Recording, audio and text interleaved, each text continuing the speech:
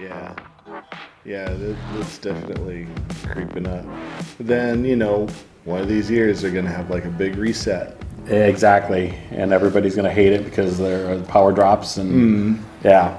But I think that's why Pioneer is so good. Okay, so actually, before we get into this, let's say welcome to. Oh yeah, by the way, we're filming here.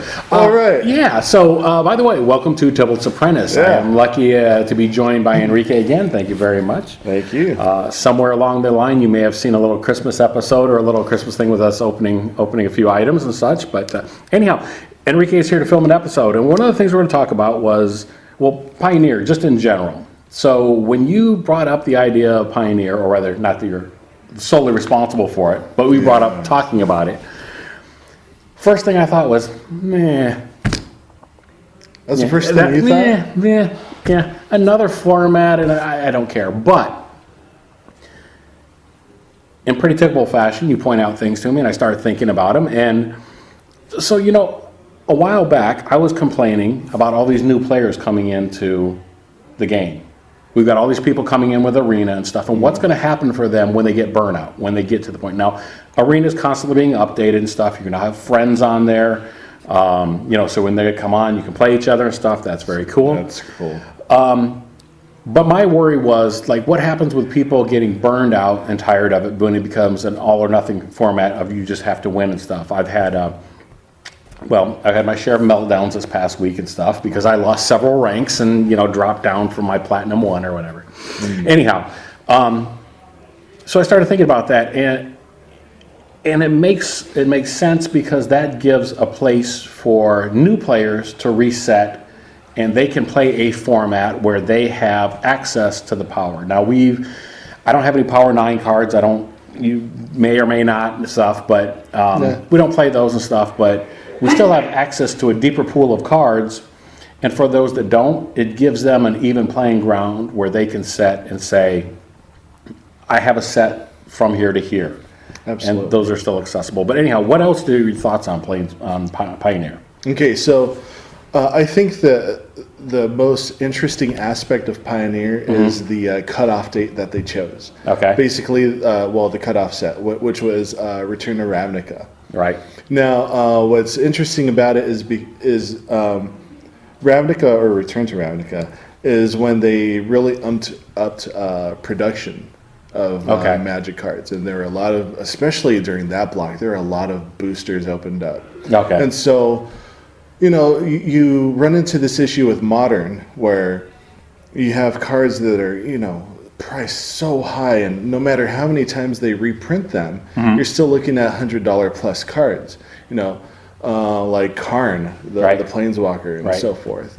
Ugin's getting up there, but he's Pioneer legal, so he's going to start jumping up too. Right. I suspect. Okay. And so, so you have, you still have that. You're still going to have that issue, but with Pioneer, it's more blunted because the sets are more recent. Right. There was a higher print run of these cards, particularly from Return to Ravnica forward. Right. Wizards really cranked up the printing press. There's a method to their madness at this point. Yeah. Absolutely. Okay. And then just the fact that they off the bat banned the fetch lands. I think that's great because it looks like they're going to print those those shock lands more more commonly than they're going to ever think about printing those fetch lands. Right. Fair enough. So yeah, I think it's great. Fetch lands in turn also for the first time, I talked about this before last time you were on and stuff. I think that I'd sat down to the competitive table at the game chest in Delamo. Cool place. And so, not as cool as comic book though. Anyhow, just kidding. Anyhow, it's where we film. So, setting down to play though, that made the game grind to a halt because everybody was fetching with their tutors, with their lands, and everybody was just assembling one combo to get the win off and stuff. Right. And so that gave me a turn or two to develop my board because they went and searched for their things, but it ground things down. So I may see as another reason why they got rid of that or banned those to start with. Any other thoughts on Pioneer though? Yes. I mean, just the fact that, I mean, the format's still pretty wide open. I mean, you have some powerhouse decks, but you've got maybe 3 or 4 currently, especially now since Oko has been banned. Right. They've banned quite a few cards now up to this point. So, yeah, it's really widened the range of cards that are competitive. Okay. Okay, fair enough. Well, like I said, I now see the need to actually build a Pioneer deck, if nothing else, just for those that are new to the game to being able to sit down, and I would be able to reach in my box and say, I've got something that we can play on if you're new to it, so on. Yeah, exactly. Talking about that, though, this episode is primarily going to be for the neophytes, not so much the Sedamites. The neophytes, because one of the things that I wanted to talk about was just a general discussion of the colors of Magic and some cards that were influential, personally speaking, is what I was thinking. But I left it kind of open for you and whatever. So, looking at the 5 colors, yes. What is your worst color? My worst color? Your worst color. What's your worst color? Okay, so it's actually a 3-way tie. Yeah. I think I know what 1 and 2 are tied then. Yeah. But okay, so 3-way tie. So there's a 3-way tie, okay, so depending on what type of theme I'm going for, it's going to fluctuate. Sure. I think at the bottom of the list would probably be green, just because in general, when it comes to Commander, and I'm primarily a Commander player, okay, I don't play green as much as the other colors. Okay. Like, I have a mono white deck. Fair enough. If you're wondering what I'm looking at, and Brian is still with us here in the studio for this one, so green seems to be it's a consensus, at least between the two of you. That was something that Brian said. Oh, okay, yeah. So fair enough.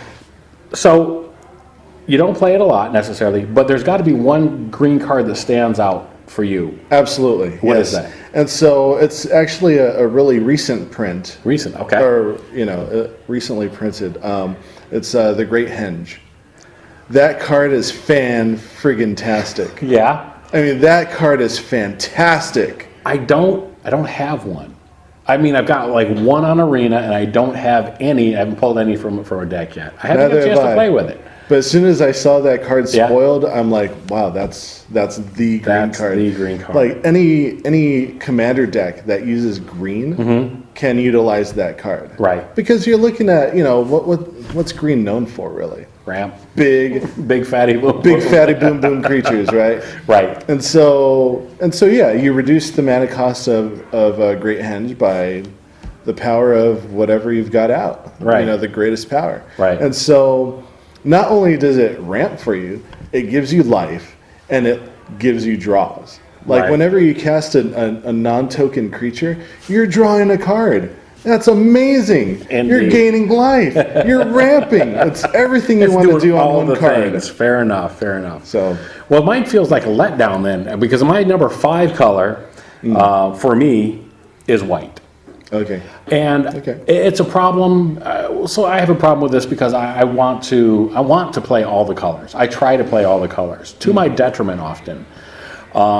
That's one of the reasons why the Reaper King was such a good card, because I got all 5 colors, and now on Commander I now have access to the best of whatever color I want, to put in there and stuff. Oh yeah. But for white, so just to pull out a single card. I'm going to reach way back and say Sierra Angel. Oh, okay. Now, it's not the best, most powerful. There are far better cards since then or whatever. But for me, that's something, Sierra Angel epitomizes white because of the time that I came in the game. When I came in, that helped me understand how good Vigilance could be, or how important it can be. How important evasion, how flying. How important that could be in a game and stuff. So for me, my number 5 color is white. The card I think of, or one of the cards that I chose then, was the Sierra Angel and stuff. So you had a 3-way tie. What takes the number 4 spot? Okay, so number 4 for me, so like I mentioned, it was a 3-way tie for last place. Right. So the next one would have to be, and see, I'm kind of iffy on this choice, but red.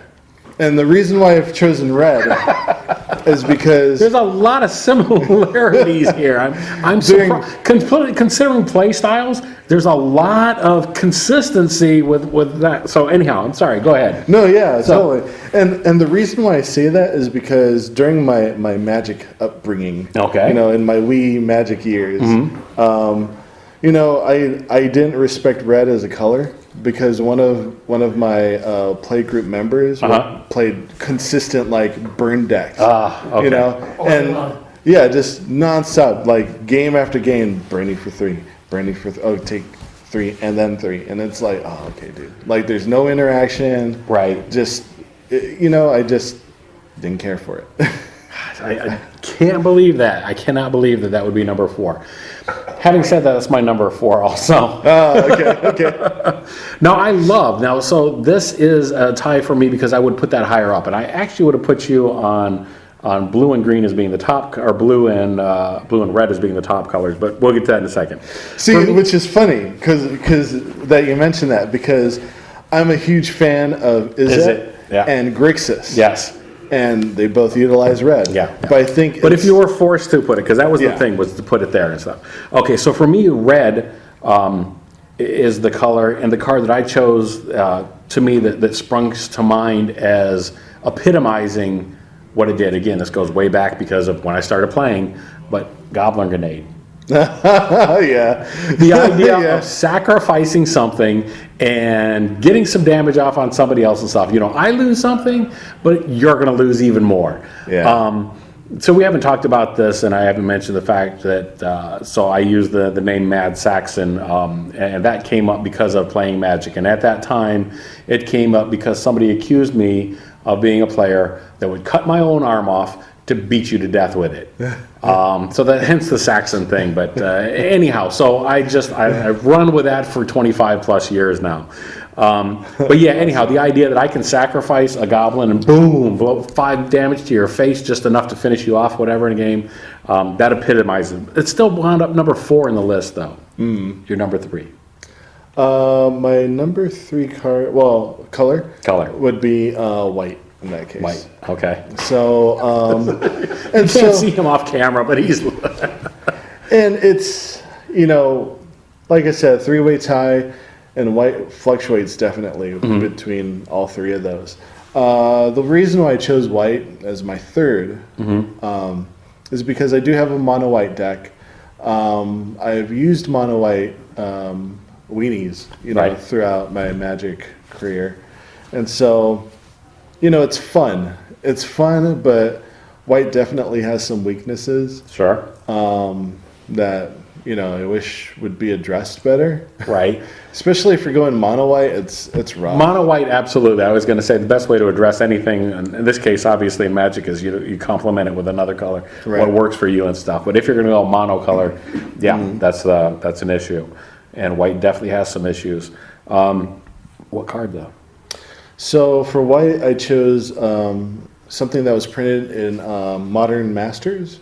No, Modern Horizons. Modern Horizons. It's called Winds of Abandon. Oh. And so Winds of Abandon is 1 generic, 1 white sorcery, and it's basically I forget the name of the card, but basically you target a creature, it gets exiled, and your opponent can put a land onto the battlefield. Right. But what really sets this card apart is that it has an overload cost. So you do like that overload? Yes, I do, because it gives it so much more versatility. Right. So because it's an overload card, target turns into each other. Yes. So yeah, you're wiping the board of your opponent's creatures. Sure, they get lands for their creatures, but if you're looking down the barrel of a horde of Eldrazi or something. Yeah, exactly. Sure. Nice. Yeah, it's not hard to pull that trigger. All right. So, ironically, my number 3 is actually blue. And again, it's tough for me to rank these because I want to, and I do play all the colors. But for blue, and I'm going to reach way, way back to Leviathan. the idea that you could bust out a 10/10 creature. Yeah. Okay, it cost 10 mana, and 5 of those had to be blue. Yeah. But there are far better. I mean, if you just think about blue, counter spells, those force of will, those type of things pop into your mind or whatever.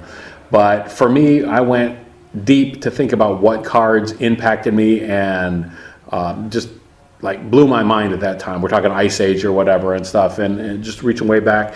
And the fact that blue could have such a massive creature, because again, I'm used to thinking of green for that. So that's my number 3. But now we're getting into where it's we're past that tie. It's pretty clear for you. What's your number 2? So number 2 is black. And so, yeah. So when I so looking at Brian over here, and you have seen an episode with Brian by now talking about these. You guys have such entirely different play styles. I would not put you two on ranking them in the same order. It's blowing my mind, but fair enough. Oh yeah, but I mean black. I started off as a mono black player. Okay. And the reason why I did is because of what's that?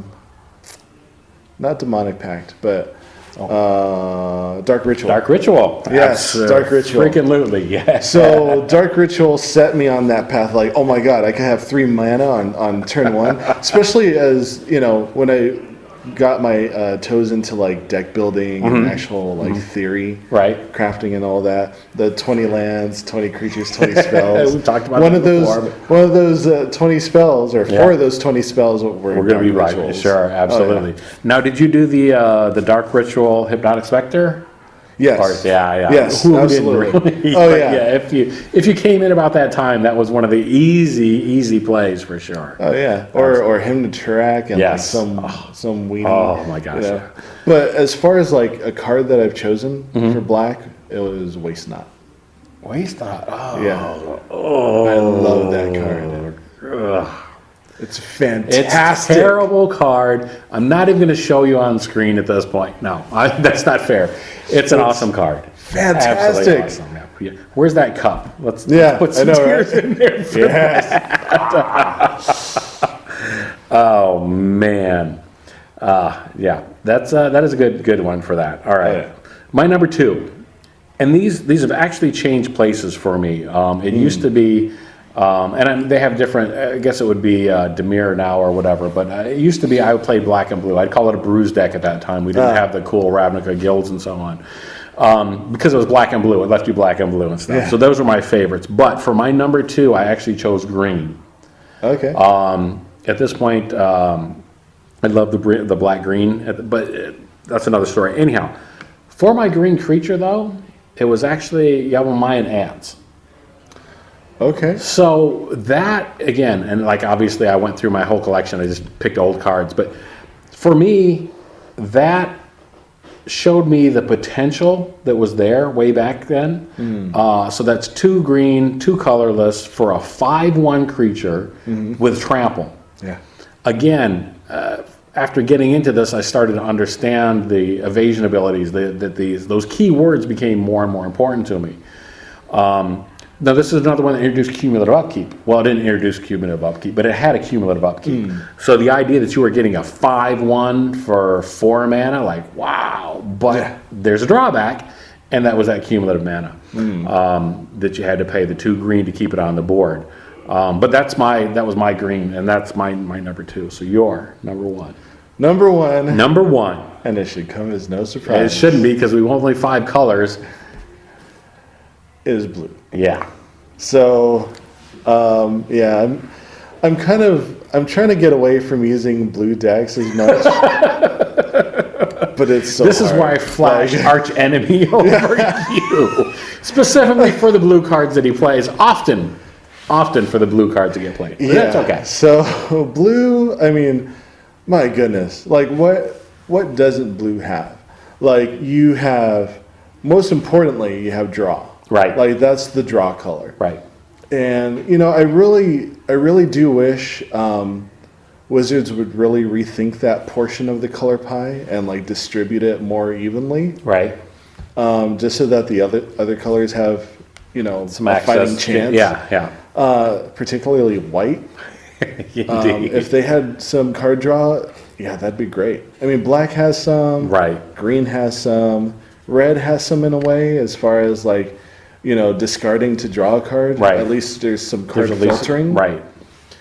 But yeah, blue really takes the cake on, on drawing cards, which is fantastic. It's the best thing you can do in Magic. Number one for me is black.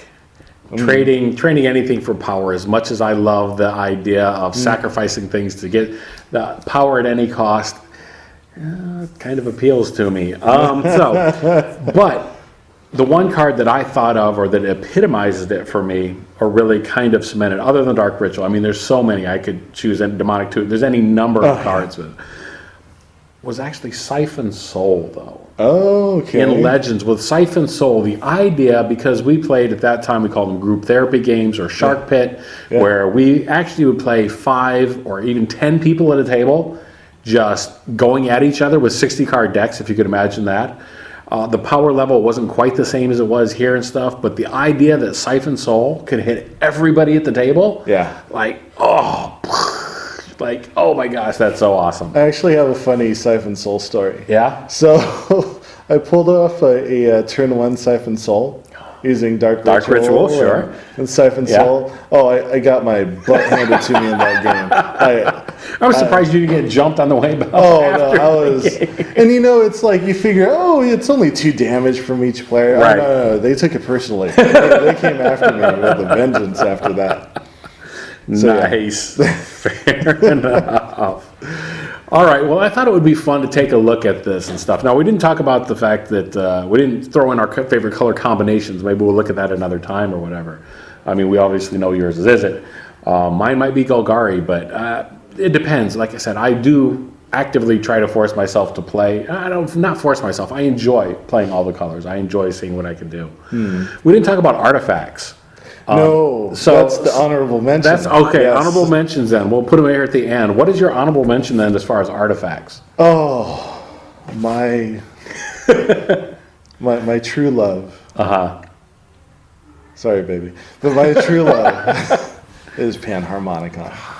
I love that card. Love it so much. It's awesome.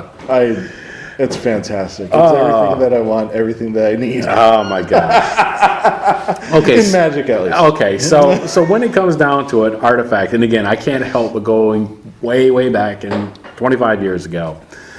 I wanted to say the first thing that leapt to mind, because I intended, obviously, especially if Josh is watching, it's going to be the Elixir of Immortality. Pop the bottle. No. Yeah. But reaching way back, I thought the first thing to pop in mind, almost the first thing to pop into mind, is the Millstone. And that was just a card that everybody in the play group loved, and just it was great and stuff. But there was one card. There's another one, because the next thing to pop in there is Howling Mine. Oh, yeah. It's another one of those cards. But the real card that really stood out for us and initially starting to play was the Rack. Oh, yeah. Yeah. So, or excuse me, not the Rack, the Black Vice. I get them confused because obviously they went in the deck together. Black Vice was that. For 1 mana, being able to hit your opponents right away, make them take damage for those cards in their hand, get those things out of there as fast as they can. You know what I mean? It just, and when it worked for everybody at the table, not a target opponent, it was just awesome. Fantastic. Card. Yeah. Absolutely. So, fair enough. Anyhow, that was a look at some old and some new cards, and just, I'm wondering, what cards do you like? What colors do you like? How do you rank them? Do you deliberately try to play different cards? How far back does your history with Magic go? You know what I mean? What cards are good ones to pull out and stuff. But anyhow, like, comment, and subscribe, and thanks for watching.